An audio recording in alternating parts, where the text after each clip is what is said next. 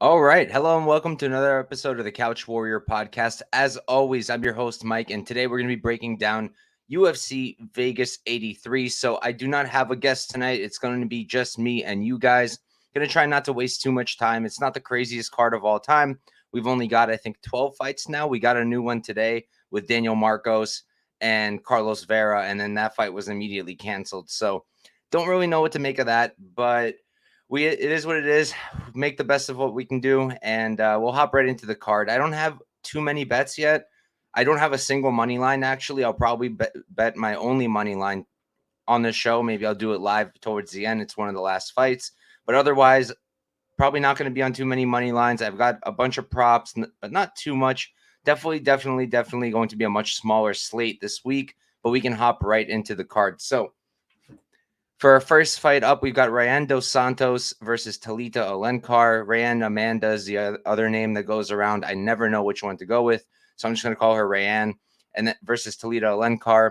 Now, Rayanne, she's 14-6-0. She's 28 years old, 5'2" with a 62-inch reach. Alencar, 4-0-1. That one draw being on the Contender Series. She's 33 years old. She's going to be 5 years older, 1 inch shorter at 5'1", and she's going to be giving up just about 4 inches in reach. So this is a really interesting fight because, first of all, Dos Santos, Rayanne, she normally fights at atomweight. She's an atomweight. That's what she fights at. She fought mostly in Invicta FC, the women's promotion, and she's normally going to be the smaller person at this weight class. We've seen it with other women like Jinh Yu Frey, also who came from Invicta, also who came from the 105 weight class there. And she's coming up here to 115, but lucky for her, she's not really fighting anybody bigger than her. Alencar is going to be just about the same size. My guy, Tyler, what's up, brother? Make sure you guys are checking him out, 138 MMA. Like, subscribe, and watch his stuff. But back to this. So Rayanne's normally going to be smaller because of that atom weight coming up to straw weight. But Alencar, she's even smaller, right? She's 5'1". She's going to have a smaller reach. She is not a big person. So I don't really see size being a problem here. Now, Alencar, I really like her grappling. I mean, obviously, her jiu-jitsu is high level. She's a very high-level black belt, very, very good on the ground. Bunch of submissions on her record. Only 4 fights, but 3 of those wins are by sub. 5 fights, I'm sorry. But 3 wins out of 4 are by submission. Her last fight was on the Contender Series against Stephanie Luciano. Now, she is a taller lady, Luciano. She's 5'6", so she was a lot bigger. And so was the fight before that. And I believe it's Arsenin. Yeah, Kelsey Arneson. Both of those women are taller, and both of those women found a decent amount of striking success, especially her Dana White's Contender Series matchup. Whenever they were on the feet, she was the one finding the success, not Alencar. Alencar was getting beat up a little bit. Her striking isn't very good. She strikes in flurries. She has a little bit of pop to her punch, but really not much there. Definitely not going to be knocking people out, I don't think. Maybe TKOs, but not standing knockouts. So, and she's very hittable. The thing with her is her cardio, no good. I watched the Dana White's Contender Series fight first, and I was thinking to myself, okay, maybe it's not a big deal. She fought someone who's 5'6", someone who's pretty good in their own right, also got signed off of that draw, had good striking.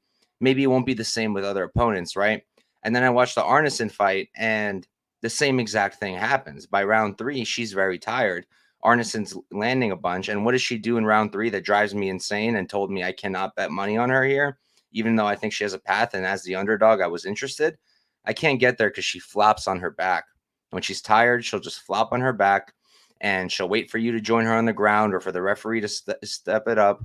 But you can see she's literally trying to catch her breath, especially in the Contender Series fight in round 3. She's like this, and she's just breathing heavy, trying to catch her breath. So that's a horrible look. And Dos Santos, is she anything special? Absolutely not.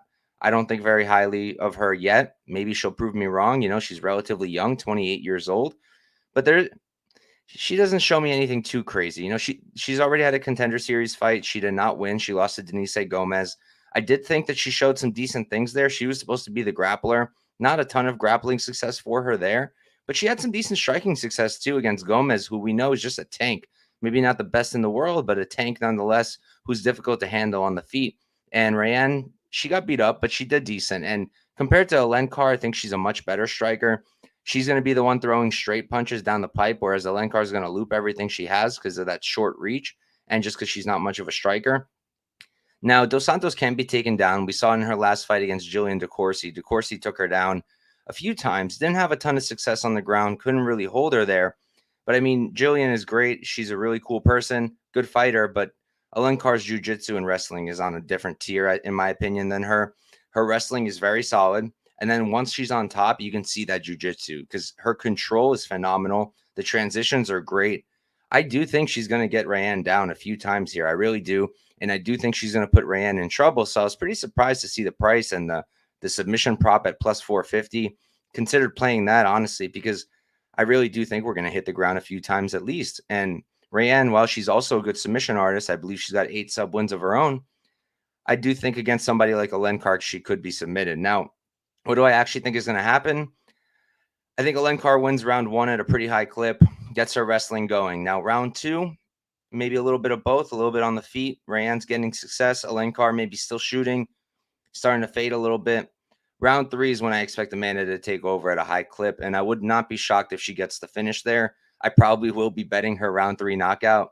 It's currently plus 3,000 on Bet Online, but I bet I can get something better once FanDuel and Bet Rivers drop it. So I'm going to check those out once they're out because it's too perfect of a setup. You get somebody with bad cardio and somebody with even the smallest finishing upside who has good cardio, and you get a price like plus 3,000 for round 3. In my opinion, you play that. So I'm going to be playing something like that.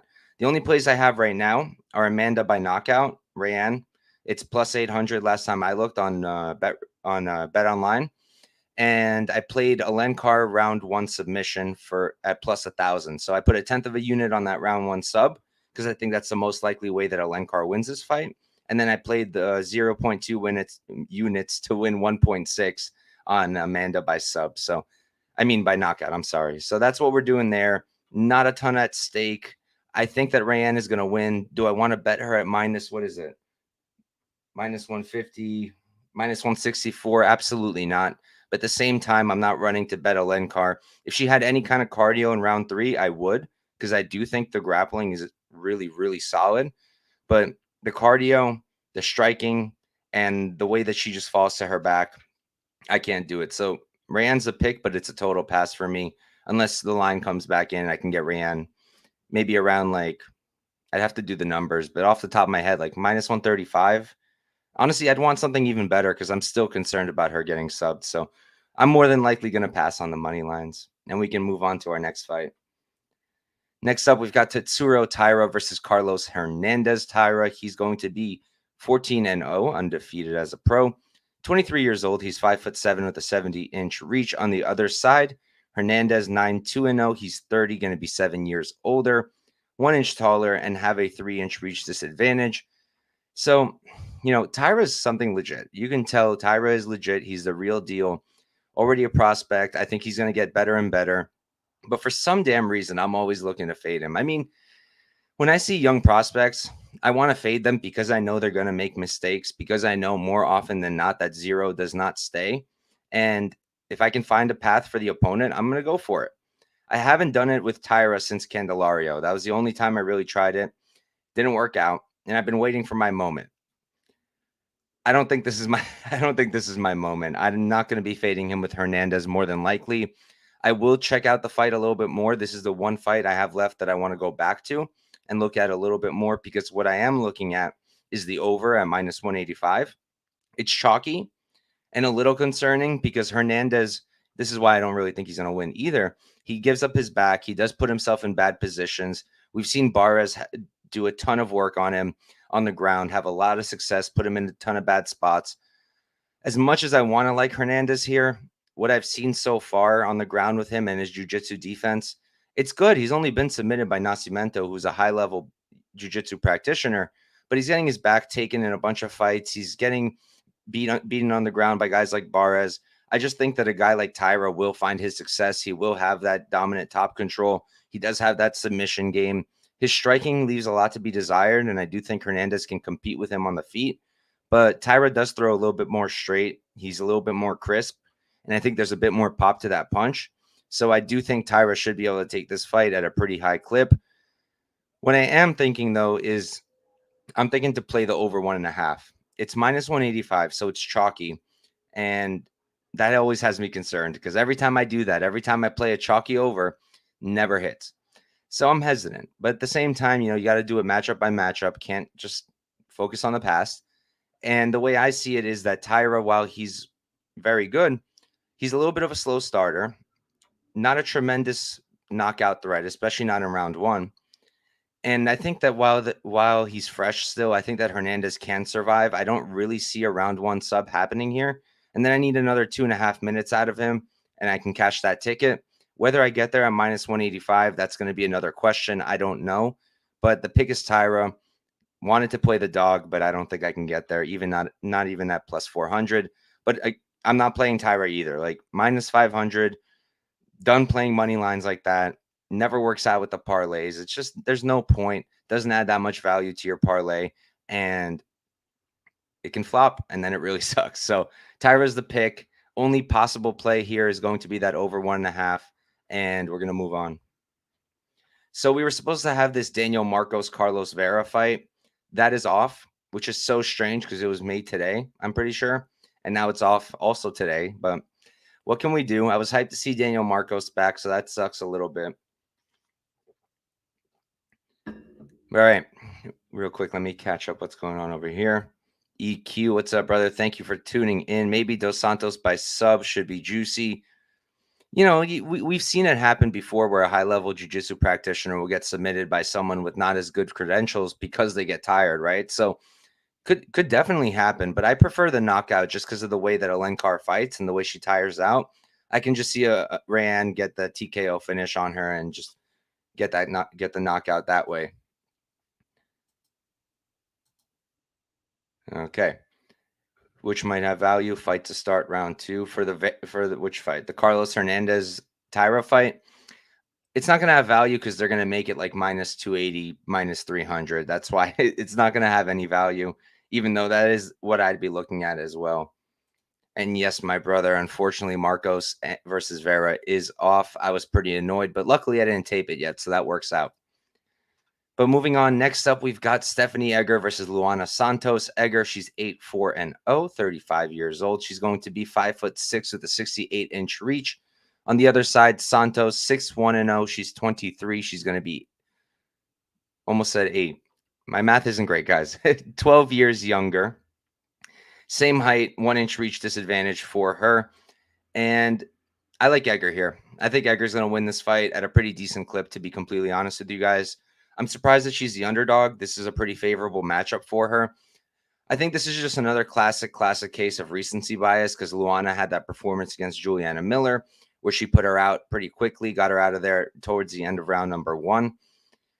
But you watch back that fight, and the first thing I notice is in the first minute, Miller is landing. She's landing hard, and she's hitting Santos quite a bit, and it doesn't seem like she's struggling that much.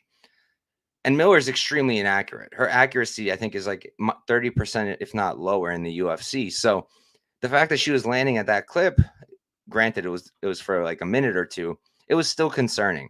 Santos, for some reason, I remembered having her having this like crisp 1-2 striking, and she does sometimes, but most of the time, I feel like she's kind of winging her strikes. I really remembered it being cleaner than it was on the tape. Wasn't tremendously impressed with what I was seeing from Santos on the tape. And Egger, is she some kind of stud striker? No, but we've seen her develop in the UFC already, where she came in having no striking game really whatsoever. And now, despite being 35, the striking still seems to be improving, and her striking's pretty solid. I'd say they're about even there. I would even maybe give a slight edge to Egger because I just think she's a little bit cleaner, a little bit crisper, and it's going to hit a little bit harder. And the grappling is where it's going to get funky, right? Because Santos has pretty good grappling. I really like her double legs. I think the timing on those is really good. Top control is pretty solid. Good jiu-jitsu. Pretty good on the ground all around. Now, we have seen her not dominated. It was a close fight. We've seen her back be taken and her controlled quite a bit by Jenna Bishop. And I remember going into the Miller fight, a lot of people use that. They were like, this is why I'm betting Miller. Miller has good jiu-jitsu. Bishop has good jiu-jitsu. 1 + 2 equals it's going to happen here also. That's a bad way to handicap fights. You shouldn't do that because you have to notice the small things. You have to look at the little details, right? What is Jenna Bishop? Who is Jenna Bishop?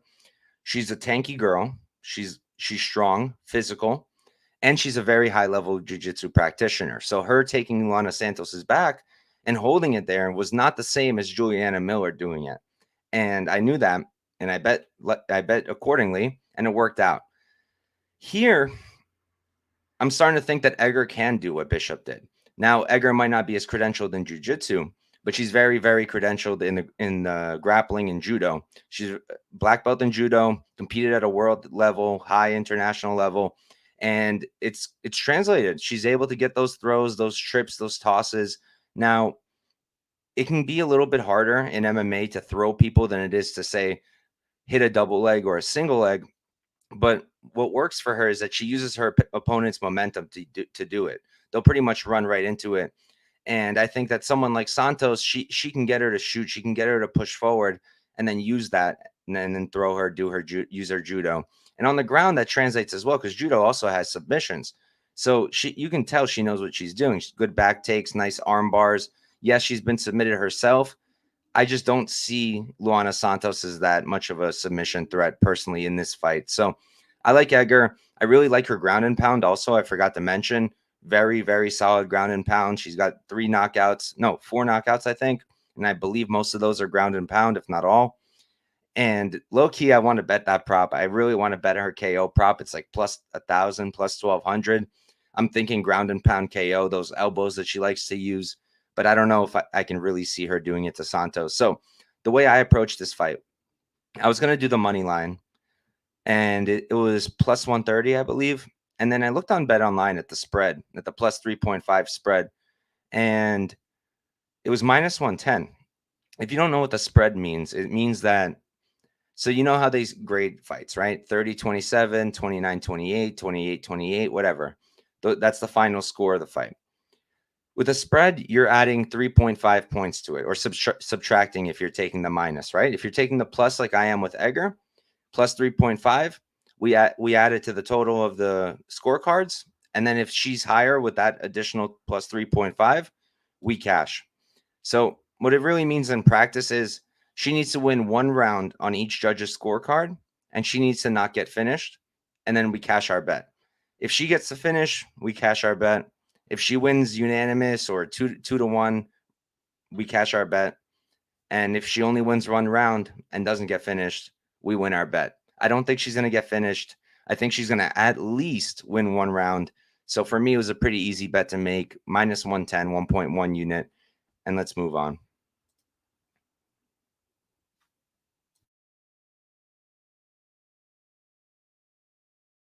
All right. So for this fight, I've already broken this one down literally last week because this fight was supposed to be last week.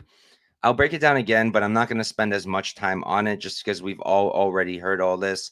We've all prepared for this fight, and now it's back. So we have Steve Garcia versus Melquizael Costa. Garcia, 14-5-0, 31 years old. He's 6 foot tall with a 73-inch reach. Costa on the other side, he's going to be 26-0, 27 years old, and he's going to be 2 inches shorter at 5'10", and he's going to have the same reach. Short, sweet, to the point. I think that Costa is going to win this fight. I think he's going to win by finish. What I bet here was I bet the fight does not go to the decision at minus 210, 2.1 units to win 1. I just think it's the perfect matchup for that. I think it's such a good matchup in terms of not going the distance, ending inside possibly 1.5 rounds. I hate playing under 1.5s. I'm pulling up my notes real quick. No, I actually don't have it for this fight on me. But regardless, Garcia, most of his fights have ended inside the distance, most of them in the first round. Costa, most of his fights have also ended inside the distance. If I'm remembering correctly, I believe 6 of them went to decision. The rest did not. Garcia, he's very explosive. He has good striking. He has nice 1-2s down the pipe, quick. But there's not much to it past that. That's kind of all it is. Jabs, 1-2s, anything that he can use his range with. Not really throwing too many kicks. And the problem with the way he does it is I normally love when long guys use their range, but what he does is he really leans and he puts himself over like out of position. And what that's going to do is that's going to set him up for either to get taken down or to get countered. And Costa can do both. While Garcia, he's a good striker, like I said, and he has good power. I think that Costa is much, much like cleaner, just technical. I think he has way more weapons in his arsenal and way more tools in his toolbox. He has elbows, knees. He'll go to the body real clean. He'll use his kicks. He'll go to the head. And he puts everything together all at once, and he makes it work really, really well. And I do think that he can knock out a guy like Garcia. And I do think if not a knockout, I think he can submit Garcia as well. I really like Costa's grappling. I like his wrestling. I like his jiu-jitsu. In his fight with Lingo, I actually had the sub prop, and he didn't really go for it too much, but we got damn close at one point, and I do think that can happen here as well. Garcia's not giving up all too many takedowns, but his ground game just isn't great. You look at the Pena fight, right? Luis Pena. Pena did not take him down a single time. He wasn't credited with a single takedown, and yet he ended up on top. He ended up getting 12 minutes out of 15 minutes of the fight of control time. I think that if for some reason, not for some reason, if Garcia is really able to use that range and use that power and speed, and Costa's getting hurt, he's getting uncomfortable, I think he can shoot, and I think he can get it done on the ground. Sorry, guys, one moment.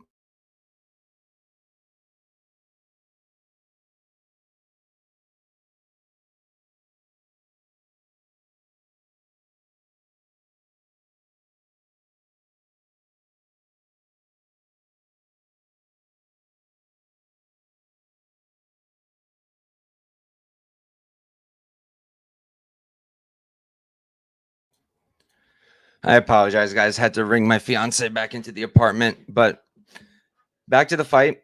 I think Costa's going to win the fight. I think that he's going to finish Garcia. The money line is not playable. It's like, what is it? Let me check. It's minus 240 right now.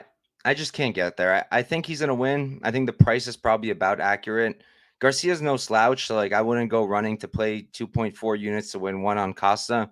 I do still have a bet on him from last week. They didn't void them, and I had him at minus 160, but I can't put that out there. I can't tip that because nobody else could play it. So gonna keep that to myself. The only publicly tracked bet I have here is the fight does not go to decision. I think that's a great bet personally. And if you ask me, Mike, give me a parlay piece. Give me a parlay piece. This is one that I would consider, but I'm not doing it because I already have that money line. Moving on. All right. Here we've got Yong Sung Park versus Shannon Ross. Park, he's 8-0 undefeated, 28 years old, 5'7" with a 66-inch reach. On the other side, we've got Ross. You got to be kidding me. Sorry, guys. One moment.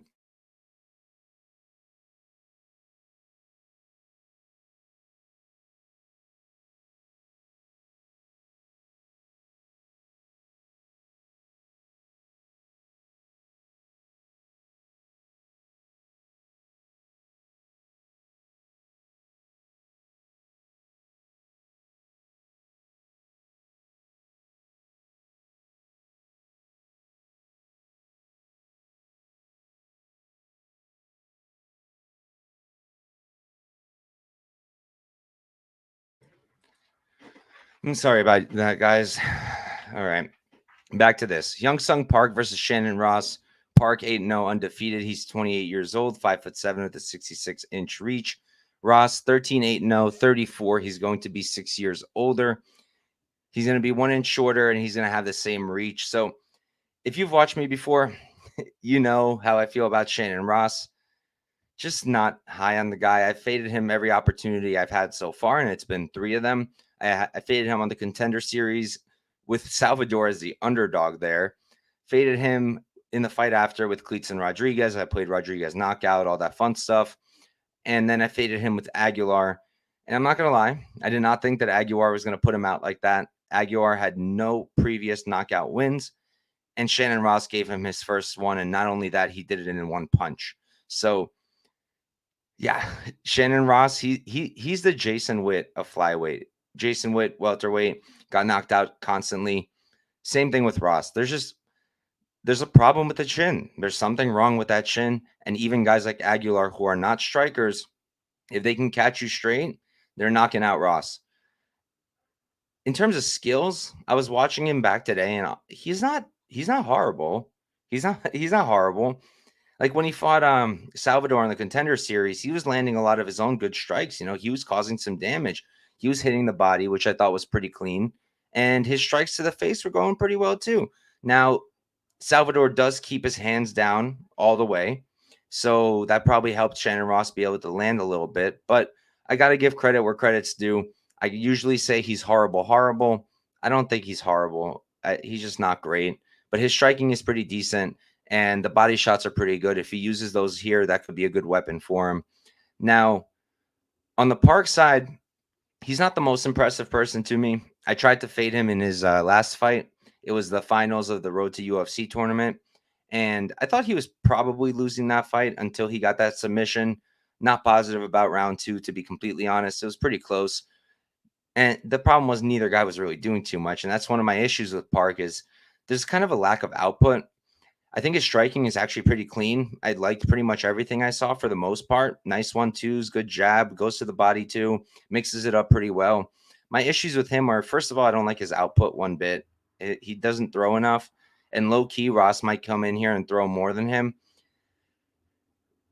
And that's really it. That's my main issue with him is the lack of output and that he keeps his hands down also, similar to Salvador, what I was talking about earlier. He can be hit. He does keep his hands down. So Ross might find some success, But the thing is, if Park isn't having a good time on the feet, which I think he will, because I think he doesn't have a crazy amount of power, but the chin makes it more, And watching him, he's not knocking dudes out straight. He's not knocking them out flat and not taking them out of consciousness, but he is hurting them. There is pop to his punch. Like I didn't remember it that well, but he definitely has a pop to his punch. And he's clean, like I mentioned. So I do think he's going to put Ross out sooner or later. And I also think that the grappling can do him some favors here as well. Shannon Ross has decent grappling. We haven't seen it in action for a minute now, quite a while. Even in his Usyk fight where he got submitted, that's his only sub loss. He did get knocked down there as well. Usyk knocked him down pretty early. It wasn't even a takedown. So you got to go way back to see him tested there. Takedown defense seems all right, but Park's grappling is pretty legit. He's got good jiu-jitsu, good wrestling, and I think he will be able to take Ross down. He could probably submit him. I don't think it's the most likely outcome. I think Ross will be able to defend for the most part, and I also just don't rate the jiu-jitsu of Park super, super high. I think that one of two things probably happens. I think either Park wins by decision, which I know is like crazy because everyone thinks Ross is just going to get cooked and knocked out, including me, but I think that's possible, and I think that Park can knock out Ross, which is what I bet on. I bet Park by knockout plus 170. I'm a little nervous about it because he doesn't have the same power as, let's say, Cleetson Rodriguez or a Vinicius Salvador, but I think he's clean enough where he can still catch that chin and get him out. Shannon Ross might put up a good fight this time.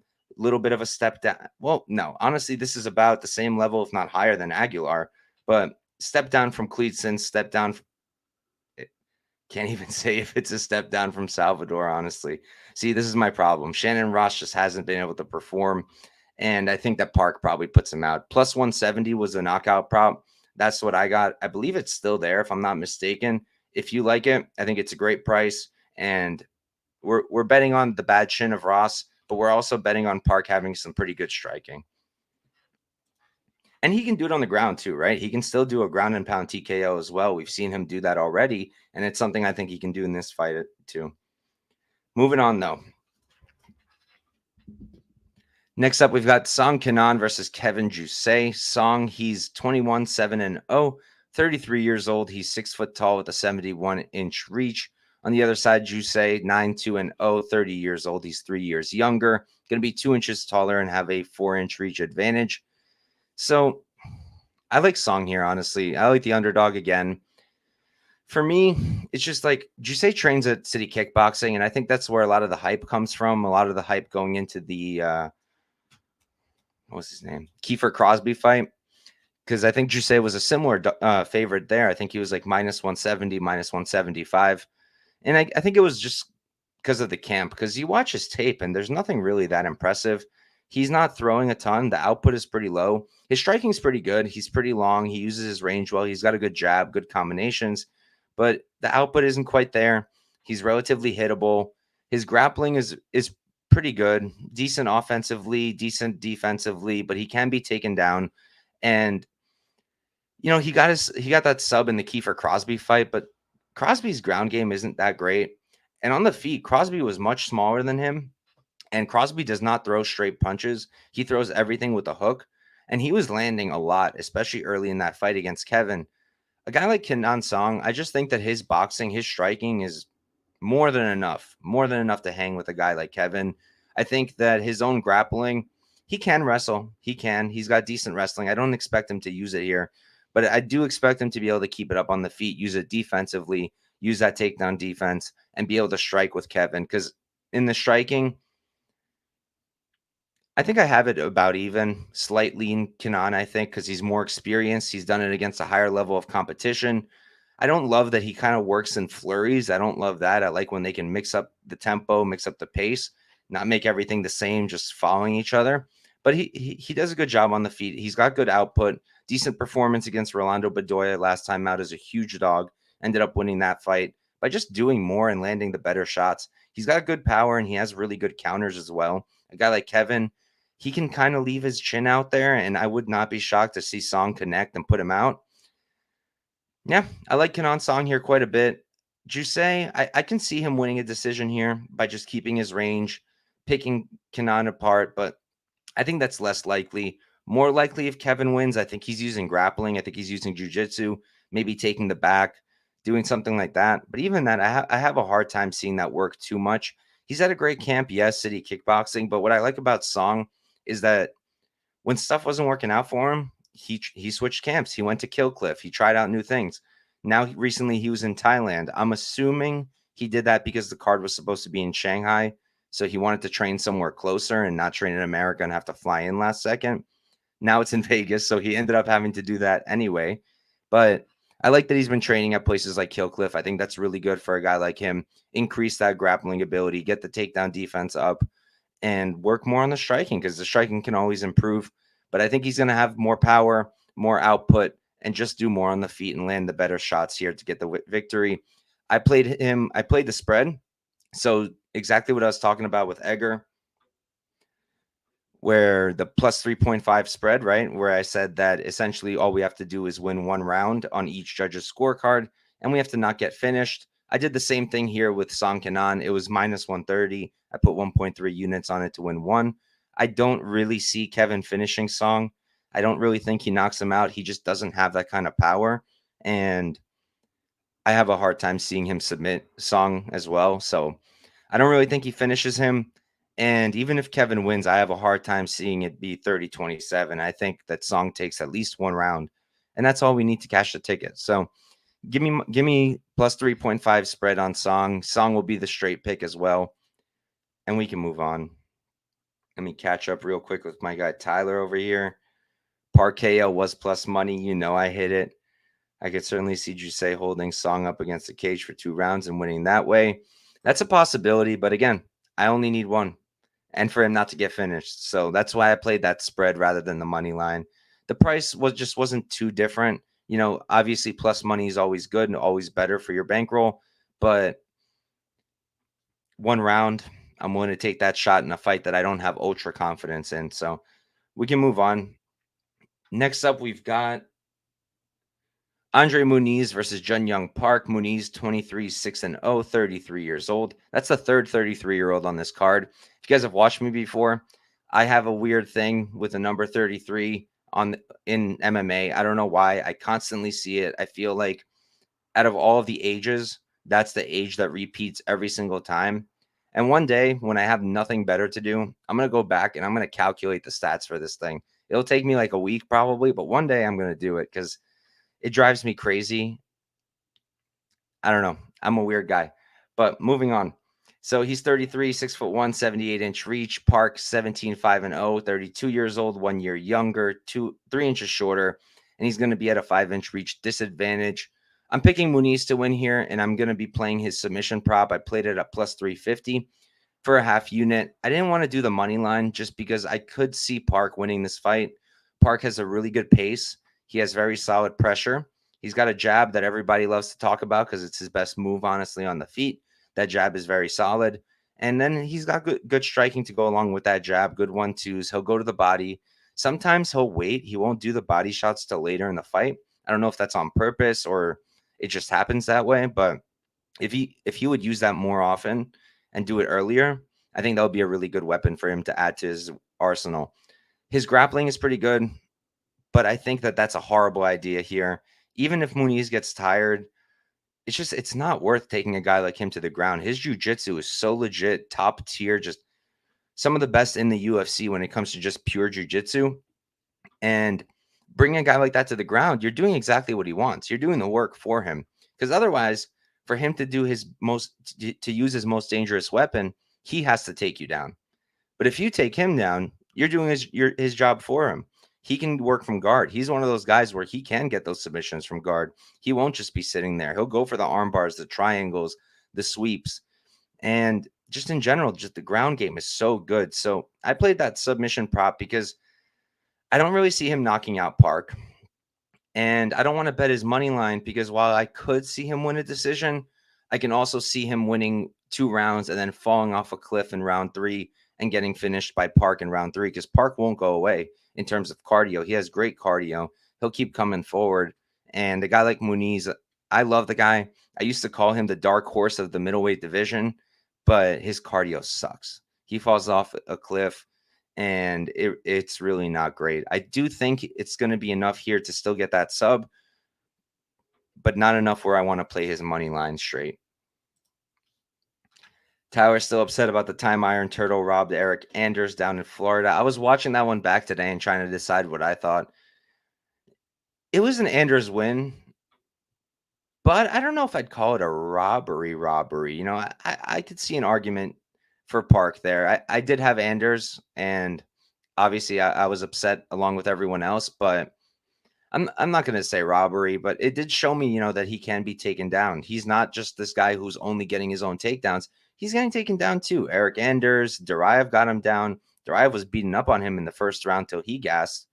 So I think a guy like Muniz, you know, his jiu-jitsu is good, but it's not just that. His wrestling is actually very good too. If he has to, if Park is smart and he's not bringing it there, Muniz does have the tools to bring it there himself too. So I do think he gets that finish. I do think it's a submission, and I'm going to pick Andre Muniz. We'll move on to the next fight. We've got Nasrat Haqparast versus Jamie Mullarkey. Nasrat's 15, 5-0. He's 28 years old, 5'10" with a 72-inch reach. Mullarkey, 17, 6-0. He's 1 year older, 2 inches taller, and he's going to have a 2-inch reach advantage. So for this fight, you know, I don't want to bet it because I think it's a really close fight. I see a lot of people very passionate about Nasrat here, Nasrat KO, Nasrat in general. And I can see it, but I'm also hearing a ton of MMA math. I'm just hearing people say, like, oh, they both fought Mullarkey and Nasrat beat him up way worse. And I mean, they both fought McDessie and Nasrat beat him up way worse than Mullarkey did. Mullarkey arguably lost to him. That's MMA math. Now, I will say MMA math, like if it's similar styles, it's useful to an extent, not to be the only thing you look at, but to consider. Because a guy like McDessie is very, very similar to Nasrat. Their styles are very similar, the way they strike, the way they move, their output, very, very similar fighters. And I think that the movement of Nasrat is what's going to get the job done here. I think that a guy like Mullarkey, he can be a little flat-footed and pretty damn hittable. And if you're able to move a lot, if you're able to move away from those power shots, set up your own angles, something that Nasrat is really good at, I think that you can beat a guy like Jamie Mullarkey. And, you know, his chin has been cracked. It has been shown that there's some issues with it. Naimov caught him, got the comeback victory. I cashed a plus 300 ticket in a fight that Naimov was certainly losing. So I do think that Nasrat's the rightful favorite. I think most likely what happens is he tees off. especially in round 2 and 3. He's able to land more. He's able to land a little bit more significantly. But the issue I have with playing him at a price like this is I think it's a close fight. I think the odds of him knocking out Mullarkey are pretty low, and neither one's going to grapple, especially not Nasrat. If someone's going to wrestle, it's going to be Mullarkey. I don't really expect it to work. Both guys have fantastic takedown defense, and I think that Nasrat will stuff any takedowns that Mullarkey throws at him. But because Nasrat doesn't have that grappling to lean on, I don't really feel comfortable putting almost minus 200, paying 2-1 on Nasrat when I think it's close on the feet. Nasrat will have more output, sure, but he doesn't always have that 170 strikes that he landed against Quinones, and he was like minus 400 in that fight, which ended up being pretty close. And something that you notice in that fight, you notice in the Hooker fight, you notice in the, what was it? Not Rafa. It was Hooker and McDessie. All three of them were able to land a lot of leg kicks, especially Quinones. He landed a ton of leg kicks, and it definitely affected Nasrat, and it affected him early in the fight. Watching Mullarkey back, he's throwing a lot of leg kicks too. Against McDessie, he landed 20 or 30 leg kicks, and they're strong. There's power to it. If he uses those leg kicks early against Nasrat and takes away the movement, which I think is the difference maker here, then the fight gets much closer, right? And then Mullarkey, he starts to have some edges because he has more power, in my opinion. I think he just hits harder, and he's bigger. He's more physical. So if they're just standing there trading shot for shot and Nasrat's not using his movement, I think Mullarkey might take over, maybe even get a finish. I don't really think either guy knocks out the other one. I think we probably go to a decision, but I think he's going to be able to land his damaging shots. He's got a strong left hook. He's got good power and good striking in general. His output isn't bad either. I understand that he arguably lost to McDessie, but each fight is different. I do think Nasrat's going to win, but I'm just saying I don't think you should be betting him at this price. Personally, I'm going to wait. If the line comes in, I'll play Nasrat.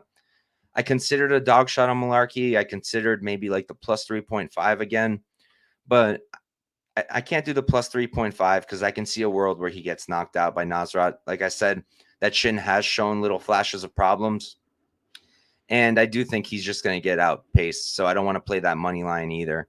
I think Nasrat wins.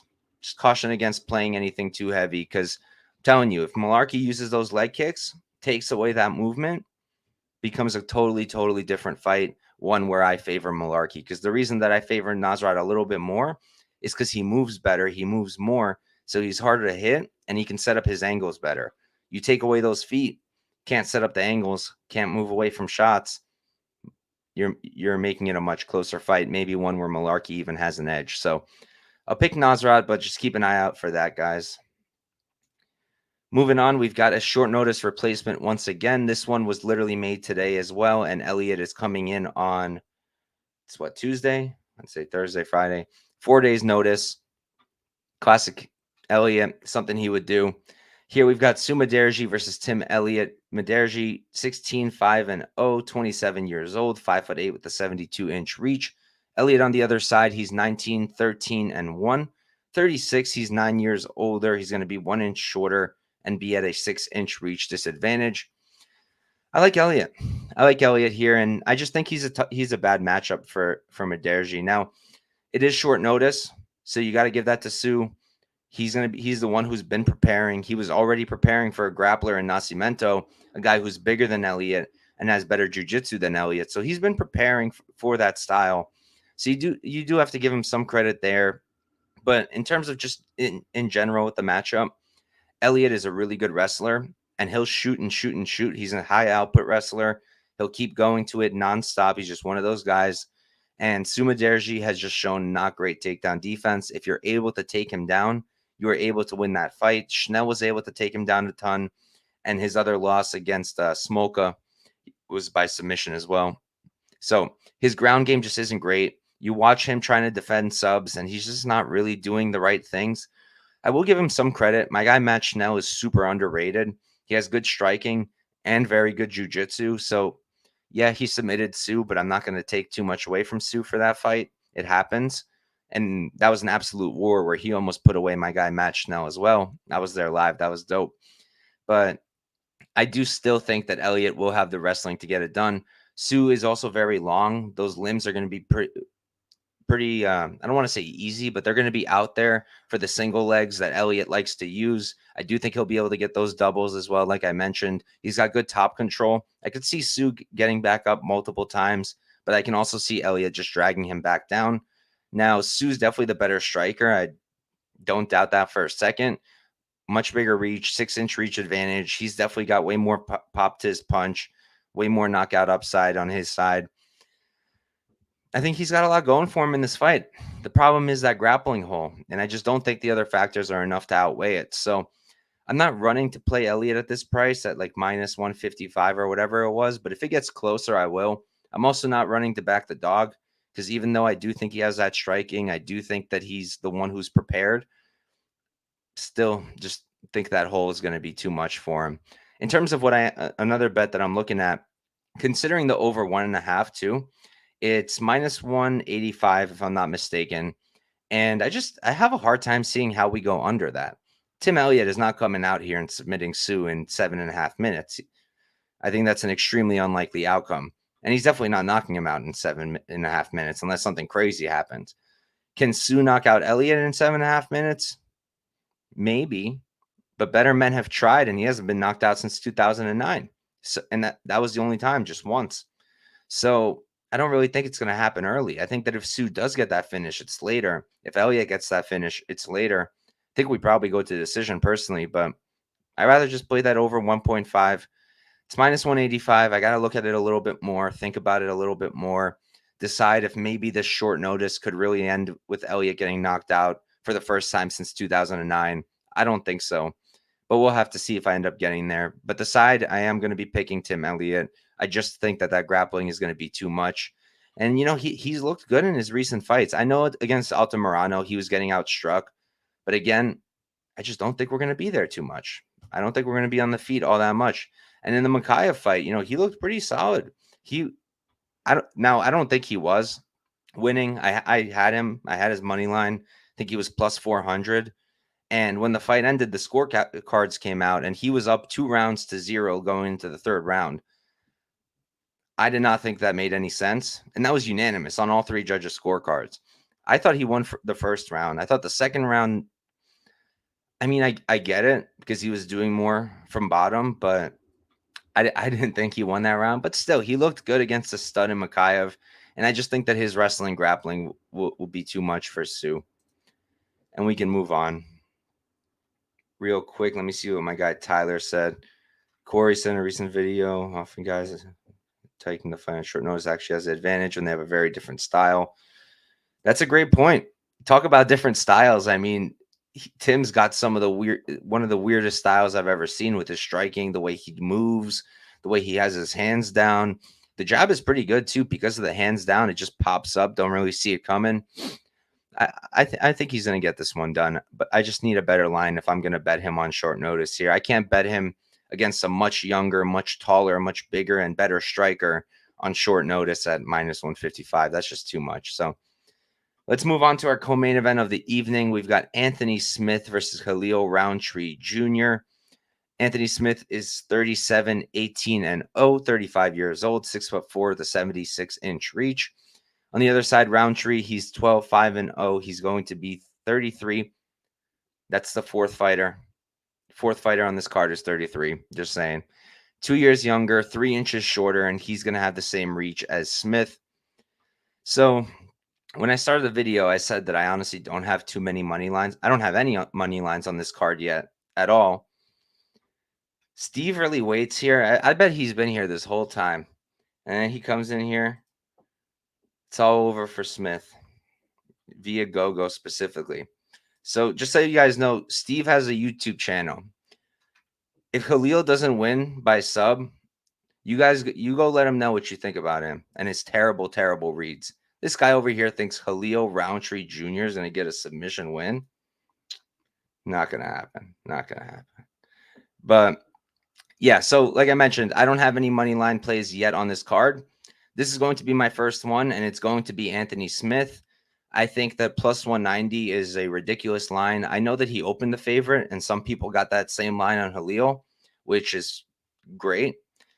But in terms of just who I think wins the fight, forget value, who I think wins the fight, I think it's Smith more often than not. I think I don't think it's a fact, he's much bigger. And I think that his grappling is going to be a really, really, really big problem for Rountree. Rountree's a good striker. He has tremendous power, clear as day. He has a lot of power, knocking out a lot of guys. But at the same time, I'm not super high on the people he's knocking out. Like, let's go over it real quick.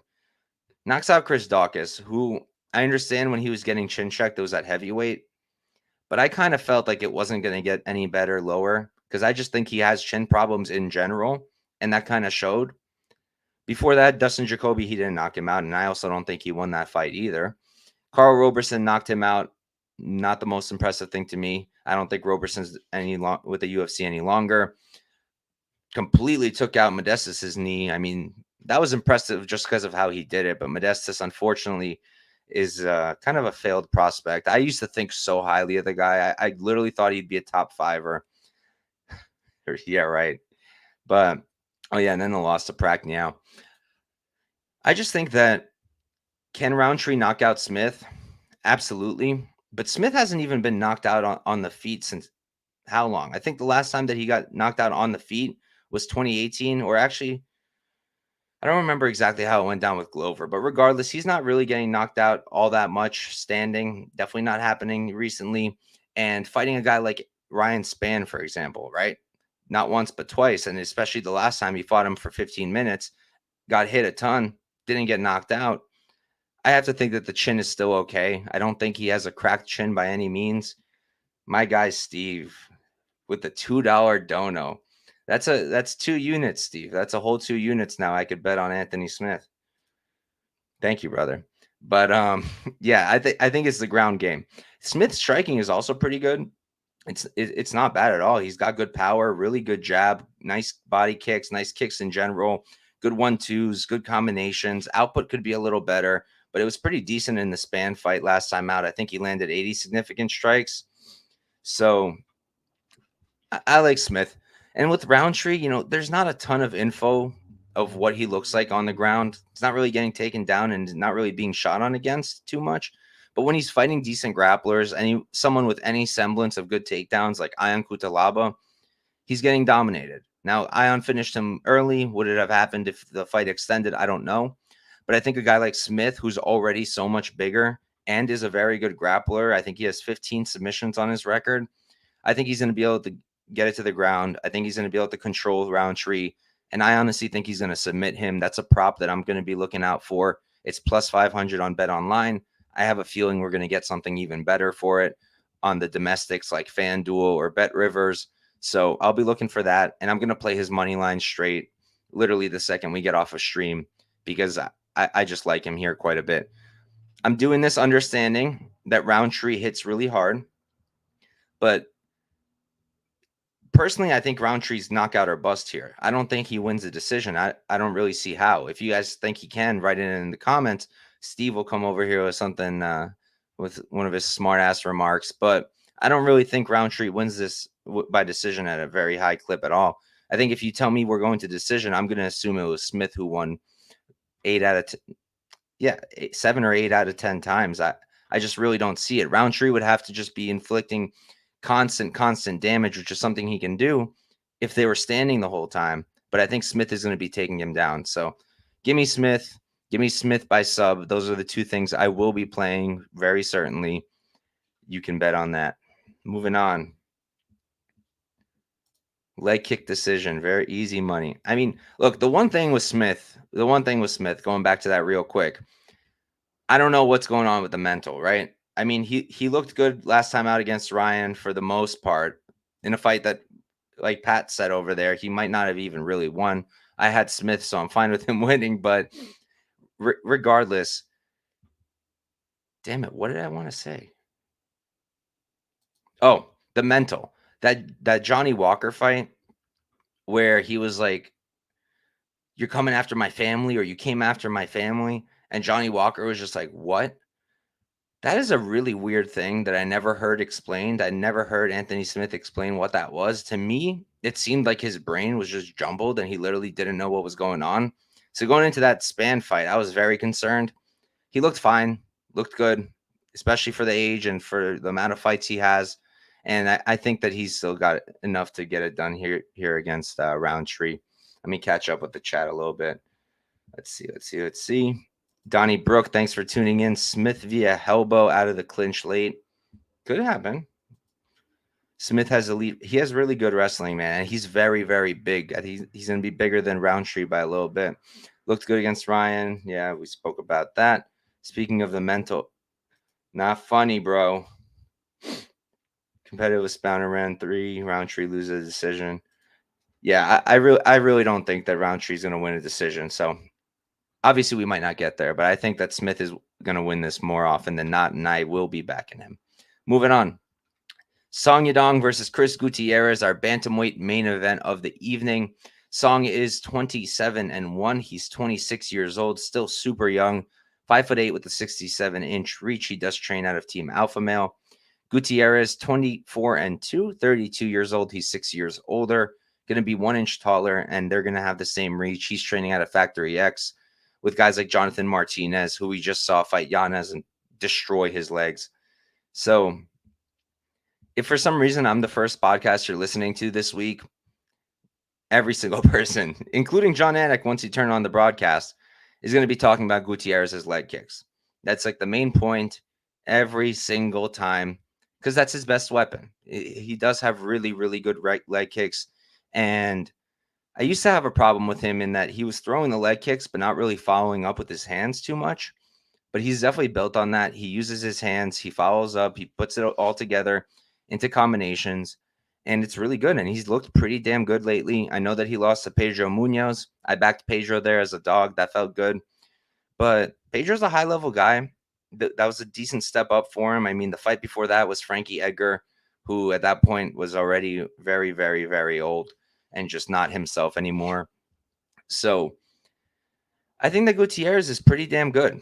And he doesn't really have any offensive wrestling to offer at all. So I just wanted to bring that up because if any wrestling happens, it's going to be from Song.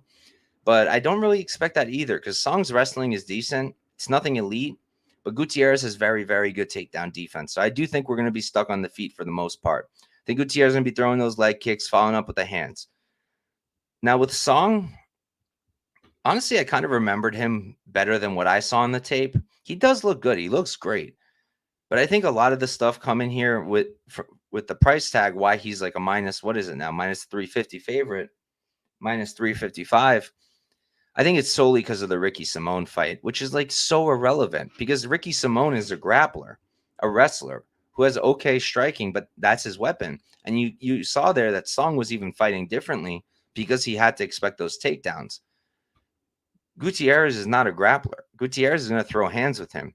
You watch his fight with Sandhagen where they were standing. Sandhagen was finding a lot of success at range. Song, once they were in the pocket, that's where he was having his success. He goes to the body really, really clean. He goes to the head really clean. The counters are clean. Clearly has a lot of power. But I notice he's not really throwing a lot of stuff straight. I don't know if that's a product of his reach being a little bit shorter, but they have the same reach here, and Gutierrez throws straight. Song just doesn't. Most of his stuff has loops to it. And I feel like standing, I can kind of see like Gutierrez will throw a leg kick. Song will counter, but he's going to go wide. And that's going to open him up to a 1-2 from Gutierrez. So in that exchange right there, Gutierrez is going to land more. I think that Song should win this fight just because I can see him push the pace. I can see him do the 5 rounds.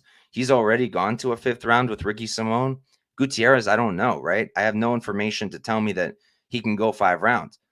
His cardio to me looks good, holds up. The output in the Munoz fight picked up in round 3.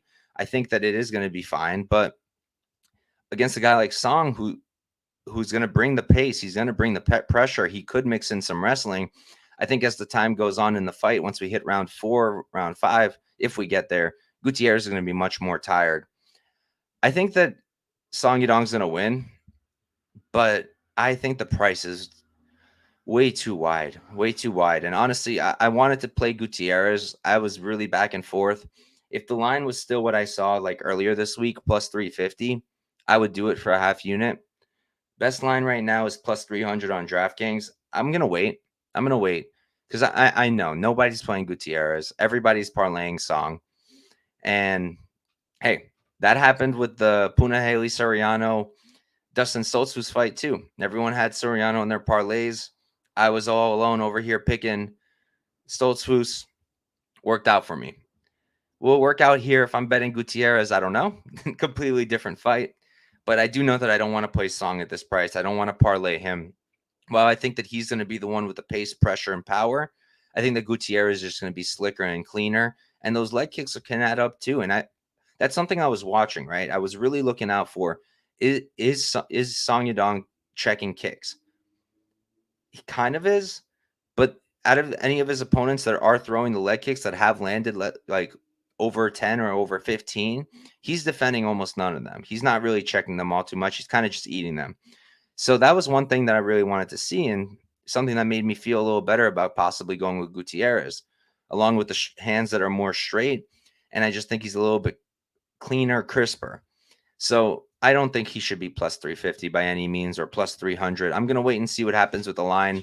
If people parlay the hell out of Song Yadong, they keep going and they bring the price up for me with Gutierrez, I will take a small shot because I think it's worth it. I think there is some value on him. I do think he's going to look good, particularly early. It's later on where I'm concerned and why I wouldn't possibly bet more than a half unit on this, because I don't know what he's going to look like in round 4. I don't know what he's going to look like in round 5, but I do know what Song's going to look like in round 4. I do know what Song's going to look like in round 5. So he's a little easier to trust there. He's the younger guy. He's the one who's been rapidly improving. And the level of competition isn't even really comparable. He's fighting way better dudes. I mean, he's fighting studs. Ricky Simone, Corey Sandhagen, Casey Kenny. He fought Kyler Phillips. He fought Marlon Vera.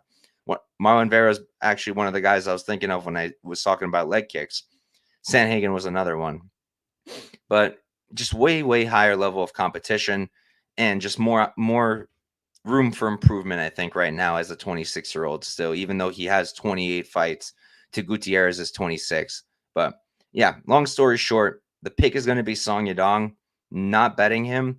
And I will be looking to back Gutierrez if the price gets past 350, plus 350 or more.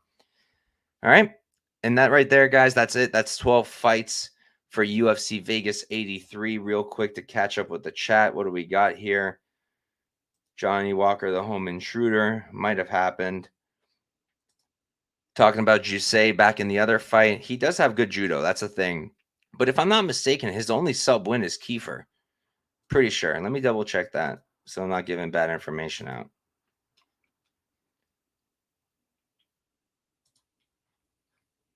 Yeah, he only has one sub win, and it was Kiefer Crosby, who doesn't have much of a ground game, but he does have legit judo, good judo background.